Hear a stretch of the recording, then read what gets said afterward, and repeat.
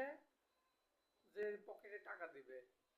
টাকা নাই, ভোট নাই, কারণ একটা ভোট দেওয়ার আগে ভোটার হতে গেলে সারা রাস্তা অতিক্রম করে সেই ভোটার হওয়া লাগে। সেই লাইনে দাঁড়াতে হয়, লাইন শেষ করার পরে আমাদের যেতে হয় কোথায়? যেতে হয় ভোটার হতে। সেই লাইন অতিক্রম করার পরে তাও ঠেলাঠেলি মারামারি, রোদের মধ্যে 1 ঘন্টা 1.5 ঘন্টা দাঁড় করায় রাখার পরে আমরা সিরিয়াল পাই। যদিও বা সিরিয়াল পাই, তাও ছবিটা এমনভাবে তোলে নিজেকে আর নিজে চেনা যায় না। তো বহুত কষ্টের পরে যা বুঝলাম, আমাদেরকে ভোট দেওয়ার ওইভাবে মানে আমাদের ভোটের অনেক মূল্য। কষ্ট করে টাকা দিয়ে ভোটার হওয়ার পরে এইভাবে আমরা ভোট দেব, অসম্ভব। টাকা দিবে যে, ভোট দেব তাকে। কারণ আমাদের টাকার মূল্য আছে।